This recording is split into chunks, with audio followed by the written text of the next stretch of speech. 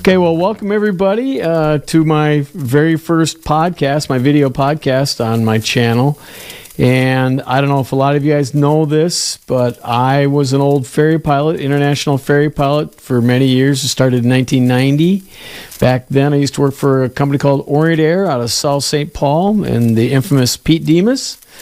That was my first taste of ferry flying, and it was pretty crazy. And, that was back before GPS, so I've got enough. I think I have 8 crossings with nothing but a compass and a stopwatch, so back in the good old days. And when I started flying, when I went to go get a job, I went up to my potential boss's table at his son's wedding, and sitting with him was a bunch of crusty old ferry pilots who'd been flying around the world forever, and I was pretty nervous walking up to that group of pilots because these guys had been everywhere, done everything, and got the Orient Air t-shirt to prove it. And one of those pilots was Greg Cotton, and he's with us here today. And Greg and I flew together I don't know if we ever actually took a trip together. I think we took it. Yeah, we took a couple. Maybe there. A couple of trips. I started in 79 and I left the spring of 90. Yeah, so you were just finishing when I was just getting started, so we overlapped a couple of months, but thanks for joining us here today, and I want to hear some of these stories. I'd always heard these great stories. You've got a couple of really good ones. I mean, everybody that flew for Pete ended up with a lot of great stories. Those of us who lived through. Yeah, well, there's that. There's a lot of us didn't, so... we lost a pilot a year for 4 years straight. Wow. So how did you get started working for Pete? I mean, well, I was at IFT in St. Paul. My GI Bill was about to run out, so I guess let's back up just a little bit. Just give us a brief rundown of where you're from. What was your path to Orient Air? Well, when I got out of the Navy. He's a submariner, by the way, so always crazy. He's like, let's get in a boat that they sink on purpose. On purpose, yeah. And so I spent a couple of years on World War II diesel submarines, and then my last year on a Polaris nuke missile boat, which is like getting on a cruise ship after the World War II boats. And when I got out, I started flying. And up at St. Cloud Aviation, in fact, I have their number one customer when St. Cloud Aviation started. Just totally by chance. Uh-huh. They were getting a new FBO set up for the new airport. This was at the old airport. And I got a private and started on a commercial. Then I got divorced and spent the 70s doing the 70s and didn't go near an airport for about 5 years. And then I figured, well, it was pretty groovy, man. Oh, yeah, seriously. Seriously. Some of that's a bit of a fog. But I realized that my GI Bill was going to expire 10 years after I got out. So I went to work for St. Cloud Aviation, working in the shop, working on my commercial, flying nights and weekends, and finished up my commercial and instrument rating, but I was running out of time. So I went down to IFT in St. Paul and got worked on my flight instructor rating, which I never took the check ride. I took the written, but I didn't take the ride. Me too. Never did. So, but finished my multi-engine, and at 5:30 in the evening, and my GI Bill expired at midnight. I mean, I just slid in,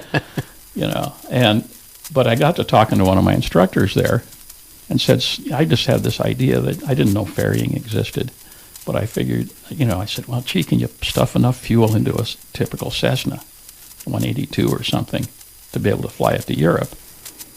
And the instructor I had said, well, there's some company in town that does that. And it's like something like Orient Air or something like that. So I looked him up in the phone book, and I must have caught Pete on a good day. Because normally he just blow you up. He just blow you off normally. I just called him up out of the blue. And I mean, at this point, I had about 500 hours, a brand new instrument rating I'd never used, a brand new commercial I'd never used. I mean, I had zero experience other than just what I'd accumulated over the years. And so I got him on I must have got him on a good day, because normally you just blow that kind of a call off. I talked to him for a bit. I went down to the office, talked to him a bit there. and he gave me a GNC global navigation chart. He said, "You got an E6B and a protractor?" And he said, "Well, here's a blank flight plan form. Figure out how you're going to get from Bangor to Shannon or something." So I went home and reviewed. I hadn't used it in years. How all the E6, the little E6B and all that works. And Phil worked out a flight plan, went back, talked to him some more, and then he sent me out with John Powell. Took a 185 Cessna, amphib to England, and Powell's getting paid like $800. We weren't making a lot of money, and he's going to pay my meals and hotels and return airfare, but I wasn't getting paid for that trip. Mm-hmm. You were in the plane with Powell. Oh yeah, okay. I'm in the right seat. I'm in the right seat, and Powell's flying it. So we went up the northern route up to Frobisher Bay and across Greenland. Well, we were going to go across Greenland, but the weather on the Cap sucked, so we ended up in Godthaab, and then down around Narsarsuaq and up to Iceland, and then down to England. But yeah, that's that. I started that, and then the next trip was Christmas of '79, and I'm going to fly with Pete this time, and he's having trouble with the Canadians, because if you're going across the Atlantic in a single, you have to stop at Moncton, New Brunswick. Yeah. Get that waiver. Get the waiver, and once you've done that 3 times, they'll put you on the permanent waiver list. Well, Pete had gotten caught cutting some corners. That's absolutely notorious. I think he had 6 or 8 airplanes, and the tail end guy in a Tomahawk with a 60-gallon fuel tank in it cut the corner and hit Signal Hill in the middle of the night, and lived to tell about it. He didn't even get hurt. Tore the wings off. I've seen pictures of it. He tore the wings off the thing. The tank hardly moved, and he wandered down the hill, and found the story was that all his $100 bills in expense money he used to mark a breadcrumb trail. Nobody ever came back with their expense money if they crashed. It was always lost in the crash. Yeah, it's always floated away in the airplane or something. Yep. In this case, supposedly he left a trail of breadcrumbs back to the crash, and he wanders down, finds a road, gets a ride back, and then opens his mouth to the local feds about all the corners Pete cut on this, because they'd been making position reports for him on HF all night across the Atlantic. Because he didn't have HF? Well, yeah, I think we had 1 HF among, 6 or 7 airplanes. Oh, wow. This was right before I started. And he wanders off the hill and tells MOT about all this. And so they pulled all of Pete's waivers for all of Pete's pilots, and we no longer had transatlantic waivers. So you had to go up either all the way to Frobisher and around. You didn't need it for that. Mm-hmm. But you couldn't go straight across. So Pete had the brilliant idea, we're going to take a 206, put a couple of 90-gallon tanks in it, and fly the thing direct to Shannon, Ireland from Bangor, Maine, which is like 2,400 nautical. That's far. That's 2,400 nautical miles. Yeah, that's... As long as you don't land in Canada, that inspection requirement doesn't. Mm-hmm. And somewhere I've got a tape. I've got the radio tape of this. And so we get out to Bangor. We wait on weather for a day or two. Pete got something he's got to do back here. And I say, well, Pete, I can find Shannon, Ireland. No problem. It's east. It's east, yeah. And I got a tailwind. So why don't you just go back to Minneapolis? I'll take it over. Well, nobody'd hire a 500-hour pilot to send him off. Sure. over. It's just silly. But I took off. They called. They when I checked in with Canadian air traffic, they said, "Well, you have to stop in Moncton, New Brunswick." And I said, "No, under ICAO regulations, if I'm not landing, I don't have to." Well, they made a few phone calls and came back and said, "Well, I guess you're right, but they're not happy with you." And I went by just north of St. John on the way out. I went by St. John's, called them on their regular. I called them on every regular frequency. I called them on 121.5, They wouldn't even talk to me. They didn't answer at all. They're so pissed. And I mean, theoretically, I'm VFR. I'm not IFR. Mm-hmm. So I filed at 5,000 feet, VFR to Shannon, Ireland. I get out over there and I'm making position reports anyway, but I'm calling overflying airliners and they can call back on HF. And I'm out in the middle and I bumped up to 9,000. You know, it's the first time I ended up with cloud cover down low. I bumped up to 9. I'm out in the middle of nowhere. I got a letter from NORAD, or from the FAA, claiming NORAD tracked me out here 176 miles out off the coast, at 9,000 when I'm supposed to be at 5. I just said nope, and I figured they weren't going to drag out all their NORAD radar tapes. It's supposed to be secret because, I had transponder off and everything, so sure. Their radar actually reads altitude too out there. And I talked, I'm out in the middle somewhere, and I call one of the overflying airliners, give them the position report, the estimate for the next spot. And he said, well, okay, we've got that all. He said, what are you flying down at 9,000 feet? And I said, a 206, and there's this pause. And he says, a Cessna 206? And I go, yup. And then there's a longer pause. And he comes back with his best captain voice saying, don't you know it's a 4-engine Ocean, kid? So, it was, and it all worked out. Sure. But don't send a kid up in a crate like that. My first one was with Pete, but we weren't in the same plane. I was in a Duchess, and I flew. He was in a Saloy 206, and he lost his vacuum pump halfway to Santa Maria. And he was a little nervous because, the first half of the trip was beautiful. It was a gorgeous day. And I'm thinking, this is the easiest job in the world. We got this cool twin. I didn't have much twin time at that point either.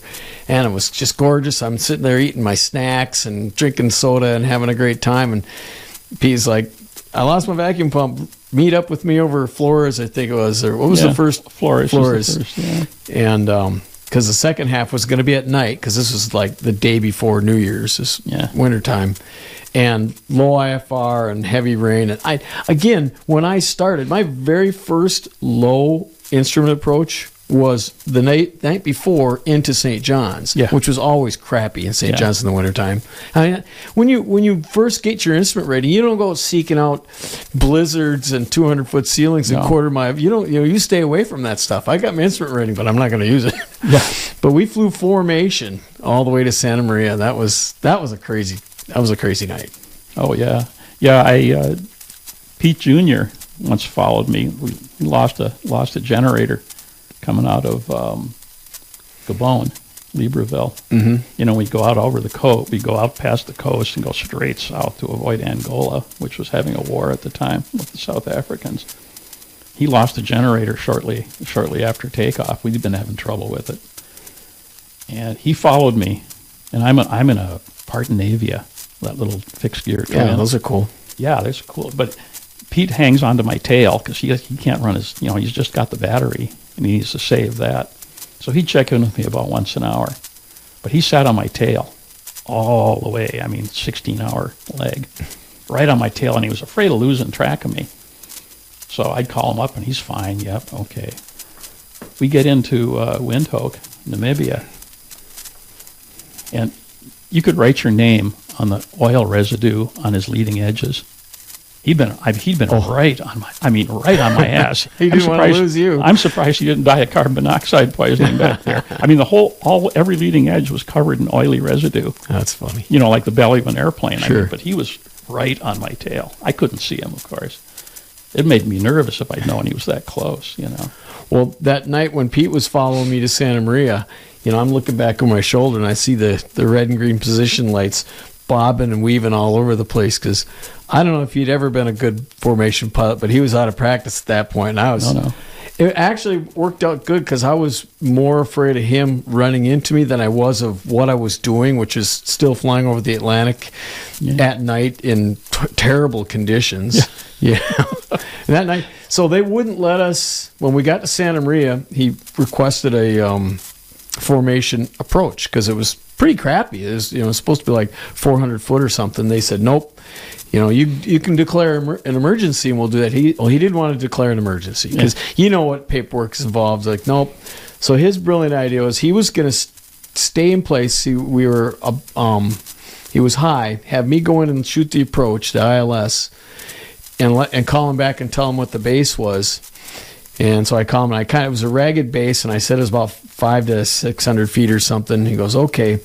And instead of shooting the approach, he was 20 miles out. He descended down to sea level at night over the ocean with no lights. He said he just about hit the water because he figured he'd get VFR and then scud run in at night over the ocean to Santa Maria, which he did. End of the runway is a 300-foot cliff to the sea. Yeah. And he goes, God damn my golly. Thought you said it was 600 feet. Well, why? What? Like, I just about hit the ocean. Yeah. Well, I said it was ragged, and I didn't say what it was 20 miles out to sea. I just said it was right off the end of the runway. It changes, but that was my first leg, my first ocean leg, and I'm like, holy crap, what did I get myself into? And it just the whole career has been just filled with stories like that. It's addicting, though. It is. It really You don't get an aviation adventure like that anywhere else. No. And you can't, because we had something that's different. I mean, you can get your own plane and fly it around the world, but it's different because you don't have the pressure to keep going. Yeah. You can take your time if you want. Like, the weather's kind of crappy. I'll stay another couple days in, Rome or wherever I am and just enjoy the food and the scenery. And I'll go when I feel like it. Not when you're ferry flying. You're expected to go unless you're pretty sure you're going to die. And even then, they expect you to go take a look. Yeah. So what are some of your craziest stories? Oh, God. There's so many. The biggest saga was I had a 185 going to Nairobi and had endless trouble with it. I get partway. I go from Sault Ste. Marita to what's now a Calumet, Frobisher Bay, and the ADF doesn't work. I'm not getting anything on the ADF, and you really need the ADF, and especially going down to Nairobi, it's almost all ADF. And this is all way pre-GPS. Way pre Loran. We ran with Loran for 3 or 4 years before we started getting a GPS. And when we started getting GPS, all the satellites weren't up yet. So sometimes you didn't have coverage. Oh, yeah. The first ones were not reliable. No, I mean, when you had a good signal, they were great. I actually pulled into a formation for a little bit of time when I was in the Seneca with a 172 halfway to the Azores, which was undoable before. I just kept comparing positions, and I flew right up on his wingtip. But that was 88 or 89. Quite late in the game. But in this case, the ADF just wasn't working. So I go back, and I landed somewhere up on the St. Lawrence Seaway up there. Got somebody to work on it a little bit. Still wasn't working right. So I went all the way back down to Portland, Maine, to get the avionics shop there to look at it. And Pete shipped out a KR-86, the little all-in-one ADF. Mm-hmm. Doesn't need a long wire, it just needs the antenna, and it's got its own indicator right on it, and hung that under the dash, so I got a spare ADF. And that got me going. But meanwhile, I'm spending expense cash. We didn't carry any plastic in those days. It was all cash. Right.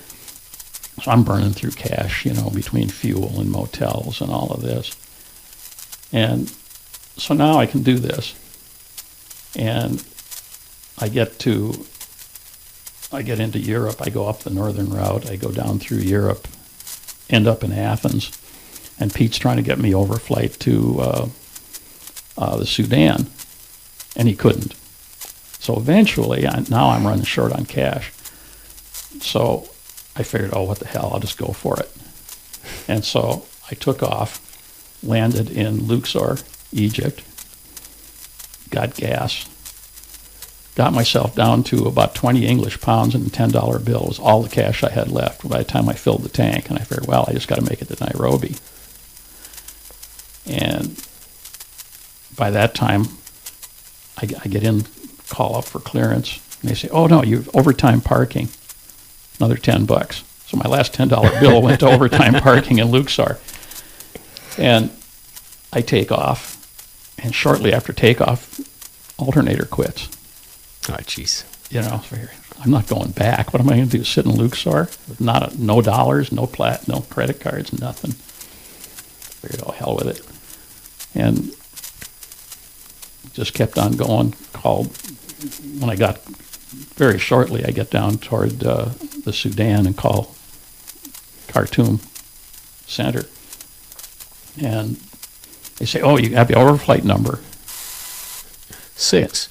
Yeah, I just read them a bunch of random numbers. I think I read them my license number or something. You know, I just read them some numbers, and they muttered around a bit. And, oh no, that's not correct. And, you know, oh, I gave them another set of random numbers. Oh no, that's not correct. I'm having trouble hearing you. You're breaking up. Yeah, it's become real common on cell phones now when you want to get off the phone. Going through a tunnel right now. Yeah. And so I just shut everything off. I figured, you know, most of those third world countries, even if they've got an air force, they're scared to fly at night by and large, and all that, and they're not going to come looking for me. And how are they going to find me anyway? And so I tooled on south. And I mean, I had, before I'd left Athens, I got a couple of plastic jerry cans for extra gas. But I've got to hand pump them into the ferry tanks, pop the cap on the ferry tank once it burns down, and pump that extra, in flight, pump the extra 10 gallons into the tanks, you know, and breathe the fumes for a while. And now, you didn't have your alternators, so were you still using the autopilot when you're pumping the gas, or you kind of like steer a little bit, pump a little bit? No autopilot on that thing. Oh, yeah. Okay. And it was so out of trim that I had a regular GI, you know, pistol belt with a bunch of compartments on it. I had a little ELT and flares and all that junk. I had that hanging on the right horn of the right thing. That's your aileron trim. That's my aileron trim to hold the thing more or less level. You know, and so it's totally hand flown. And so I fly, you know, at night. It gets daytime again. I go through that whole day, and I can listen to Lodwar NDB. It's probably the strongest in Africa, and you know you can hear it hundreds of miles away. So I flip the master on, get the thing to point, correct my course because I had no weather reports for down there. Sure. Get aimed there and figure out, just ignore the winds, and you know, get my heading, and I'd be, you know, turn the battery off again. It gets to be night again, and I go, damn, you know, I got to stay VFR, you know, because how do you fly IFR? You know, how much flashlight have I got? You know, because the instruments work, but you know, navigation doesn't. So I got, you know, so what I'm doing is just get my heading corrected, set the DG, because it's not a remote compass. You got to, every once in a while, reset the DG to the compass.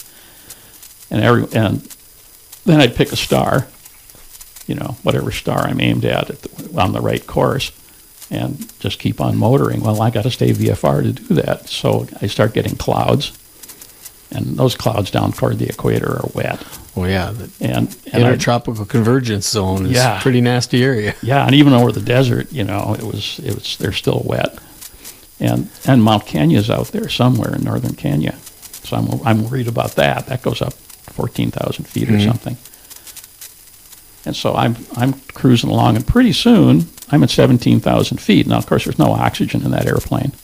I'm at 17,000. I'm usually good for 15,000. I can sit up there for hours, just get a headache. But at 17, I've been up for a day and a half, and I'm stressed. And so I'm sitting at 17, and I'm punching. Every once in a while, I'll punch a cloud top, and I get ice every time I do it. And eventually, I flew into one of those clouds, and I'm just ass over tea kettle, just out of control. You know, I try.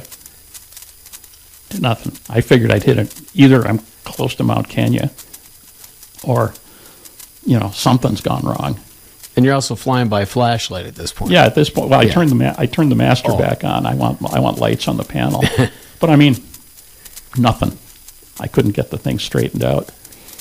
And I figured, well, this is it. I'm going to smack a mountain here, and it's going to come out of the clouds here. At some point, I flipped the landing light on, and just nothing but cloud. And then my foggy brain, I'm not only tired, but I'm hypoxic. My foggy brain goes, wait a minute. There's no turbulence anymore. This is just rotation. This is just a spin. So I mashed opposite rudder, and it flew right out. So now I'm down about 15, and I'm still in cloud.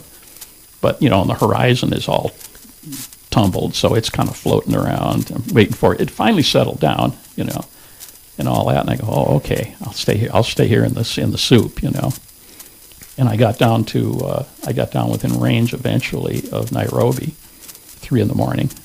Called them up, and they cleared me to descend. And I said, no, it's my gas gauge. My ferries are empty now, and my gas gauges are pretty close to empty too. I figure I'm not descending until I'm on final somewhere. And I finally did an approach and broke out, landed at Jomo Kenyatta, the main airport, because I got to clear customs. Hit the hotel, and since I'm at the hotel, they didn't really demand money up front in those days. They just get your passport. And I went back out to the airport in the morning, and my gauges are reading 0, and I can't see anything in the caps, but I got to go over to the General Aviation Airport. It's and you don't have 8 or 10 money. Yeah, I don't have any money to buy gas.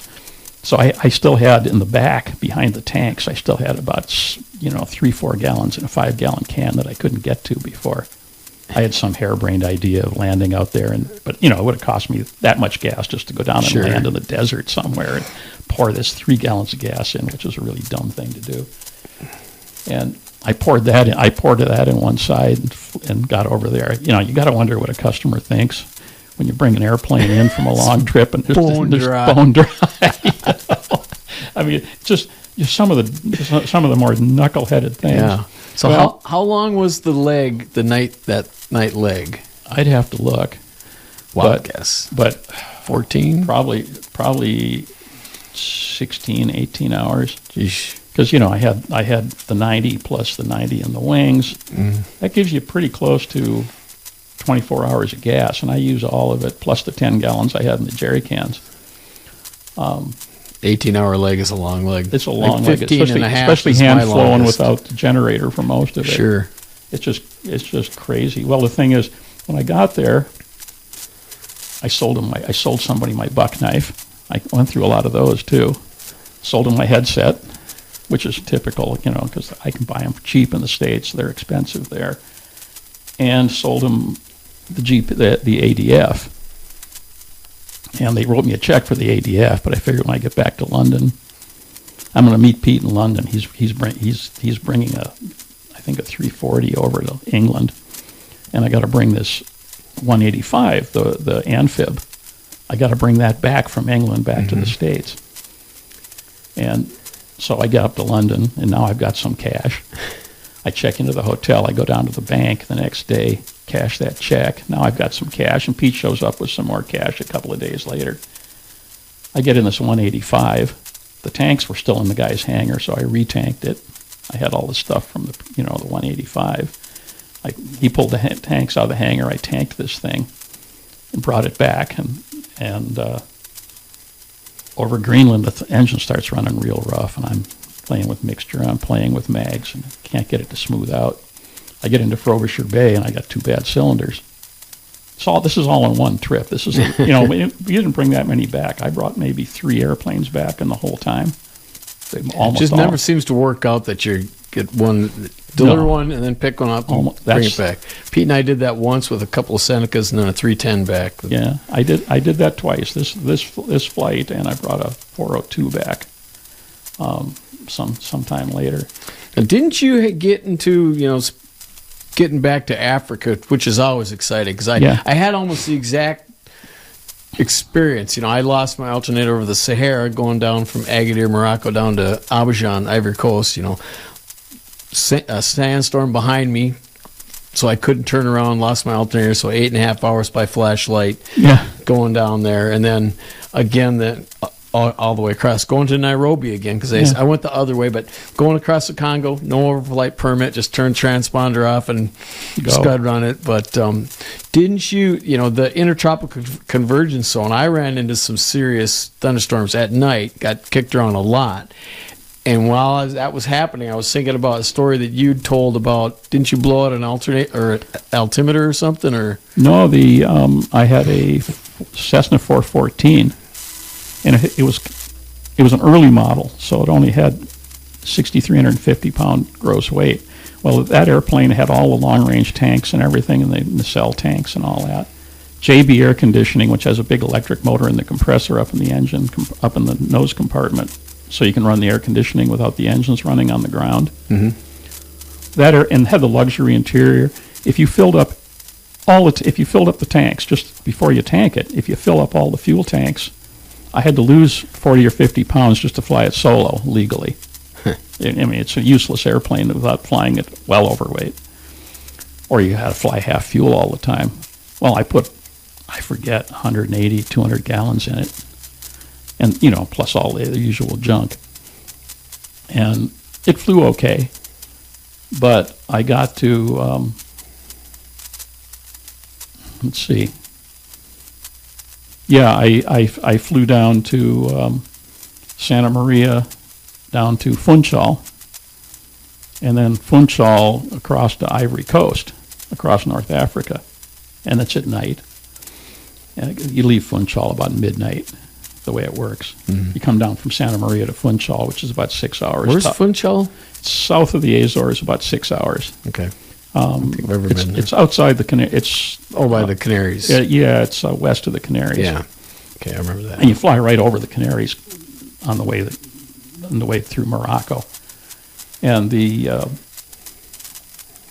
so I get out there, and about the time I hit the coast of Africa, manifold pressure falls on the left engine, so I bring the throttle further up, and pretty soon it stops, and I'm only making about 50% power.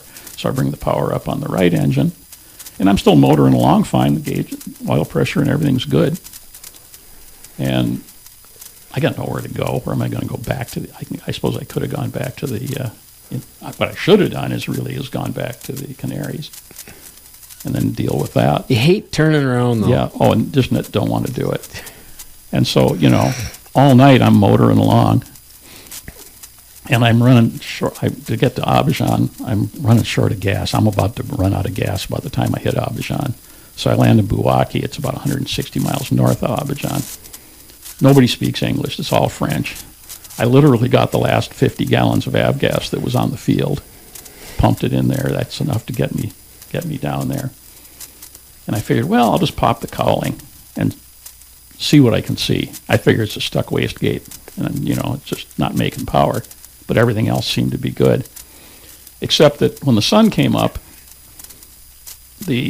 what should have tipped me off is the whole back of the wing behind the left engine is blue, and when the cylinder broken, and usually they come right off, but in this case, the exhaust and intake manifold bolts, there's like 8 little 1/4-inch bolts holding that cylinder in place. Usually pretty rusty too. Oh yeah, the exhaust ones. And usually when a cylinder head comes off, they usually go right through the cowling. And then the engine keeps running, but you lose oil. So you got about 10 minutes till you got to shut it down. And that airplane wouldn't have flown with as heavy as it was on one engine. Until I was much lighter. Sure. But I didn't find this out until after I landed. But all night I pulled the cowling off that engine at Bouaki, pulled the cowling off the engine and looked it over. I couldn't figure I could see anything. It's probably internal. But no, I find a couple of broken fins. And then I find that, I can look down between the cylinder head and the barrel of the cylinder. I can see there's about 1/8 of an inch gap. And that the line that's spraying fuel continuously into the injection port had broken off, and it's spraying raw fuel into the open cylinder with the spark plugs going. And then that's blowing back through the oil cooler across the red hot turbocharger plumbing and out the nacelle vents, which is why it was all blue back there as the dye and the gas. And I figured if I'd been thinking right, and here again I'd been up all night. If I'd been thinking right, I at least would have taken a vice grips and crimped that fuel line off. But I figured Pete's old thing, well, it flew in, it'll fly out, right? So I cough with it like that. Yeah, I put the cowling back on. Oh my God! I figure if I can get off the ground, I was seriously foggy at that point. I figured if I can get off the ground and get to 500, 1,000 feet, even if I got to shut down that left engine, I can make it on one Sure. on light, and back down to Abidjan where at least I can get things worked on. And I go out to take off. I bring the power up, and I can't steer because I'm making almost no power on the left engine. And so I leave the left engine fully in. I bring the right engine back where I got it, enough where I can keep the thing on the runway. And of course, as I speed up, the rudder control gets better. And by the time I lift off, I'm full power on the right engine and, maybe 50% on the left. And got down there. And that's a technique they don't really teach in multi-engine school. No. Yeah. If your left engine has a cylinder that's literally detached from the case and it only make it 50% power, make sure you only use 50% power on the right engine. Yeah. Okay, I'll note that. One of those, yeah. That's like seeing some China airline come in on 3 engines. And they did this. They came into, I think, Frankfurt with 3 engines. And they'd taken off that way, as it turns out, because they had the fan strapped. It was all beat up. They had the fan strapped with cargo straps so it wouldn't rotate. They had to change 3 engines before the Germans would let them leave. Well, like you say, yeah, if it landed like that way, it should take off again. Yeah, they don't teach that technique, though, boy. Yeah. But, and so it took about 10 days. Pete and a couple other guys were coming over at the same time. So Matatuk, who'd done the overhaul back 2 years earlier, but only about 90 hours earlier, had been sitting. Matatuk covered it. They sent a cylinder and a bunch of induction plumbing and stuff. It was a RAM conversion. They sent all the parts, and Pete brought them over, and the French mechanics put them on for me there, because it's all the technical jobs in Ivory Coast are all expats. Yep. There's very few locals, doing any of that. So it was all French mechanics, and so I kind of hung out with the French guys, for 10 days waiting on the airport manager's French too, because he wanted to throw me in jail the night. We never cleared customs in there at all. We go into Abidjan, and here's the other thing with third world countries. We would usually go in there right at dawn. We didn't want to pay for the lights, so you time your flight for getting into Abidjan right at dawn.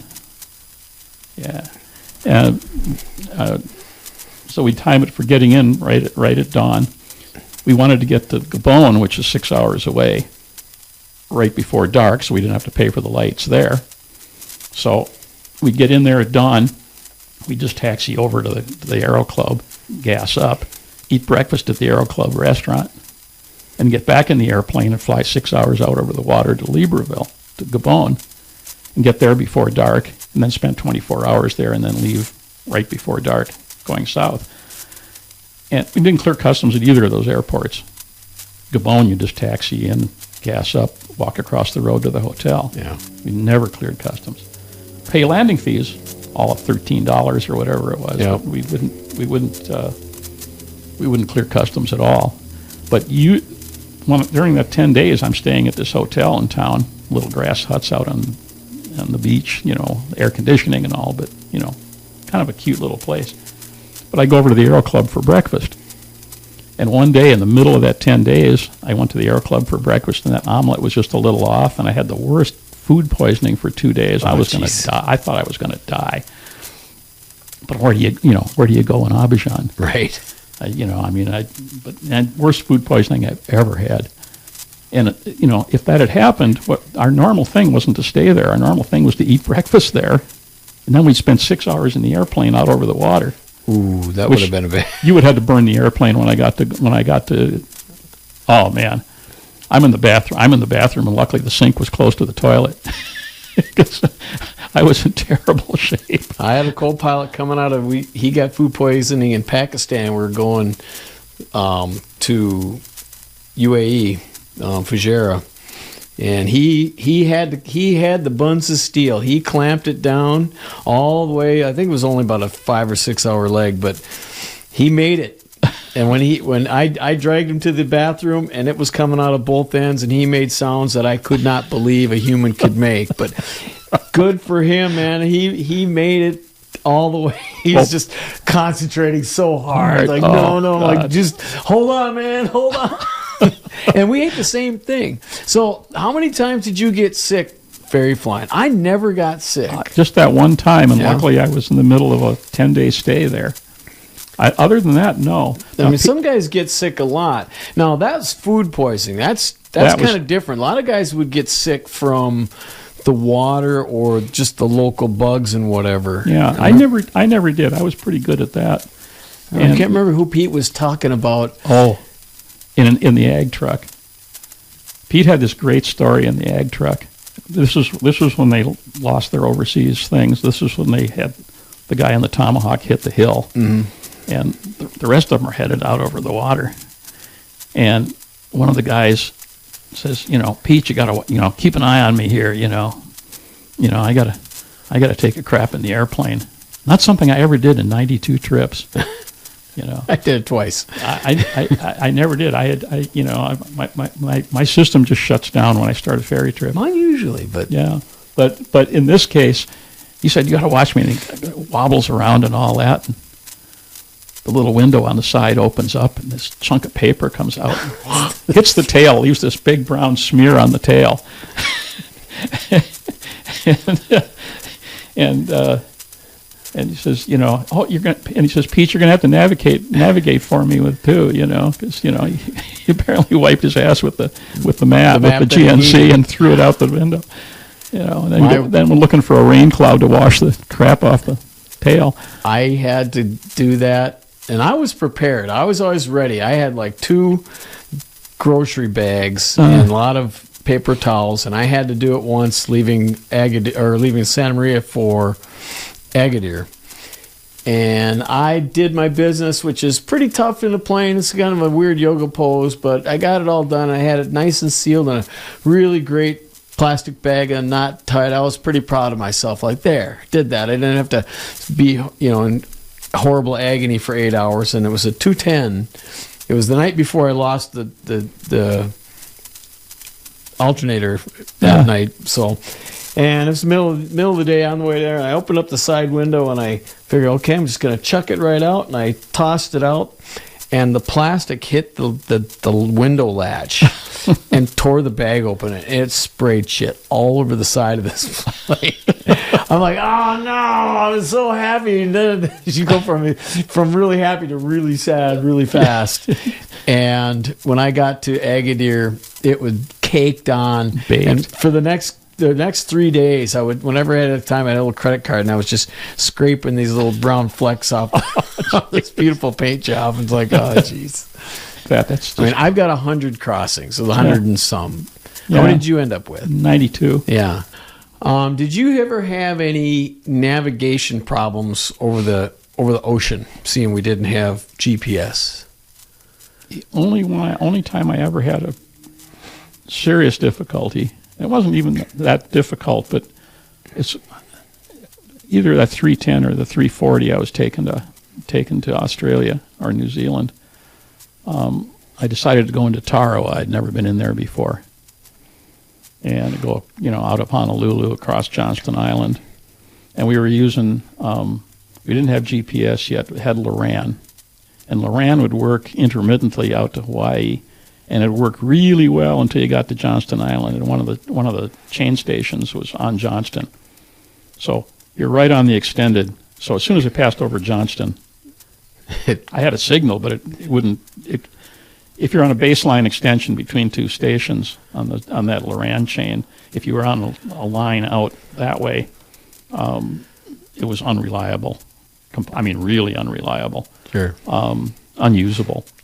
So as soon as I passed, I had good navigation to Johnstone. We're right over the top of Johnstone Island, and after that, it's just compass and a clock sort of stuff. And when I'm heading for Taroa, and there's no, I forget what, there wasn't much of a beacon on there, but they had, for some reason, they had DME, and I'm just compass and a clock, and Taroa's not big. It's about a mile wide. Yeah. I don't know, maybe 10 miles long. Easy to miss. Easy to miss. And I'm motoring along, and I'm not worried yet, but, and back of your mind is a little something. yeah, going, I kind of go, okay. And I'm not picking up anything. I'm not picking up, ADF or VOR at all. What popped up, I was tuned to the VOR frequency, but I wasn't getting the VOR at all. I got the DME. I go, oh, okay, I don't know what I was, 80, 100 miles out, And I figured, okay, how do I home on a DME? So I'm on more or less heading for the island. So I started turning, and by the time I figured when I get to 90 degrees to Taroa, my ground speed is going to fall to 0. And then, then if I go a little past, it'll start picking up again because I'm moving away. And so I figured out that heading and just went 90 degrees to that. And that got me to Taroa. And I landed Taroa, and the runway runs from the beach to the beach. It's about 4,000 or 5,000 foot of runway, and that it's just got a slight crown on it, but it literally goes from the beach to the beach on the other side. And they got runway lights, but somebody stole the bulbs. And it had been a couple of years they hadn't had runway lights. And I get in there, and I pulled in, fueled. It's a little airport. Pulled in and fueled, and by the time I finished fueling, the sun went down. So I was had to go in there at night, which would have been tough. I could have seen the island, but I couldn't see the runway. Right. And I didn't know where it was. And you still would have to land because there's not where else you're going to go. Yeah, it's that or the water. And I, went to, it got dark. And when it gets dark down near the equator, there's no twilight like there is here with the big sun angle. That sun goes down. It's literally dark 10 minutes later after sunset. It just, boom, dark. Sunset comes up the same way. It just goes from virtually nothing to here's the sun. So yeah, but I got in there probably half hour before the sun went in down. the nick of time. Yeah. Oh, geez. But it's cool place. This little island. I tried to do different islands. But that's an amazing navigation hack. That's like people these days have no idea what we used to have to do to figure stuff like that out. Just follow the magenta line. No? All right, Greg, thanks for coming out. Really appreciate it. I'm sure the folks at home are sitting there with their jaws on the floor, not believing a word we've said. We just completely made everything up because we're just full of it. But no, well, that too. This stuff actually happened. We really did it back then. Broke all the regs. Every one of them. I've got a file called FAA violation attempts. Well, the statute of limitations has run out, so they really can't get us anymore. But if you guys want to hear some more about these stories, check out my book, Ferry Pilot. It's about my time back in the 90s, back when dinosaurs roamed the earth and flew the North Atlantic in single-engine airplanes. Or my book, Dangerous Flights, which is more of the same. So, again, Greg, thanks for coming out. Hey, we'll get back together when Junior comes up here, and we'll tell some more stories.